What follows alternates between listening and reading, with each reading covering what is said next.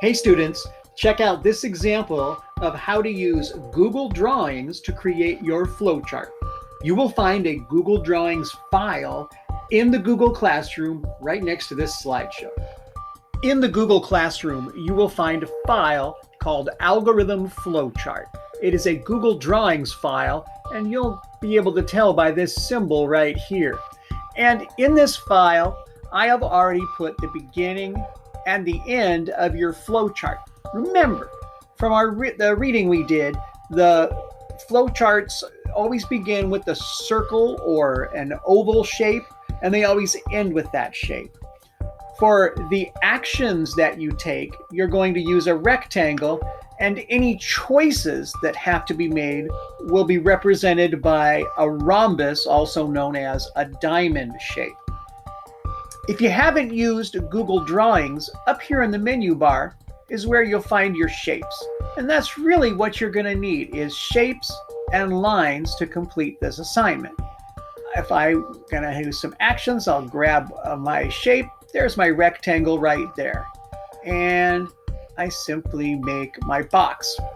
Now, you have to have some written instructions in your flowchart. If you watched the video, you saw the example of the peanut butter sandwich.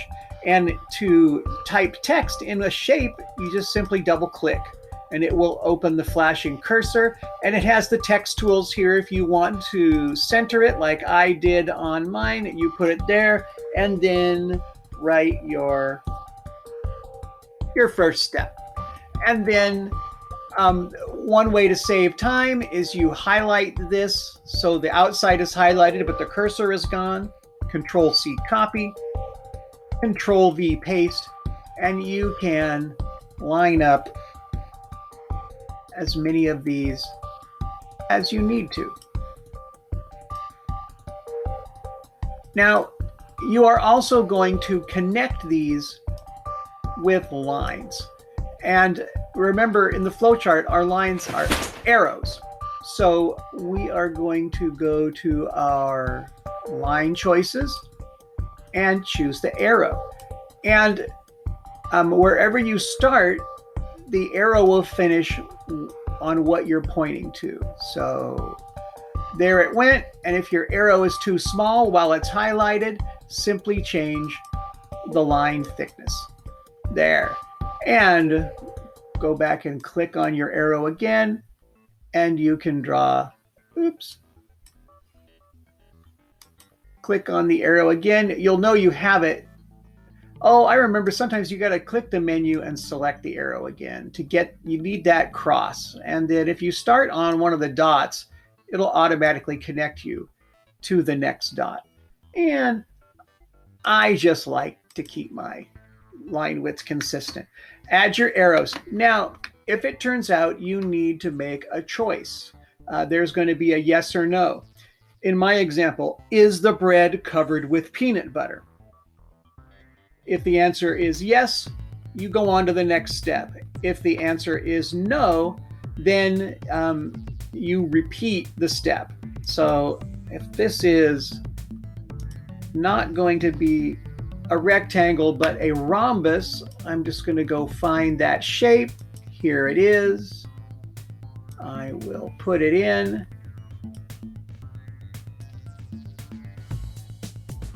And then again, you can see it defaulted to this filled in with light blue. Here's the paint bucket. You can fill it in with whatever color you want.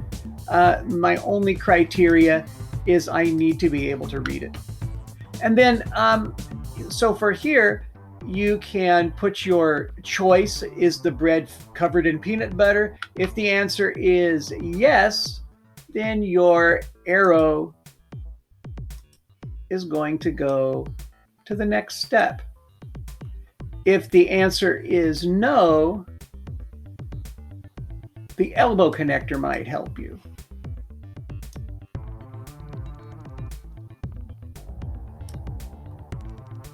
And you can see it ended with an arrow to match my format. There it is. And now this would be the no, this would be the yes. So here's one more tool you're going to use. That's the text box tool. If you have a choice, this arrow is the yes path.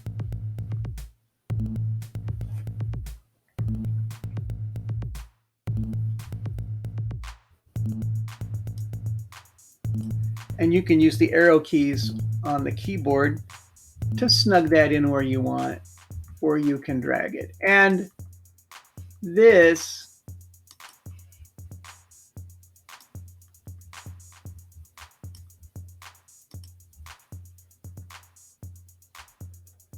is the no path. Here is the basic structure of your flowchart. Make sure all your boxes are connected with arrows. And when you are done, or at the beginning, maybe one more text box, and give your flowchart a title. Whatever it is that you have chosen to make the instructions for. Good luck! I look forward to seeing your flowcharts.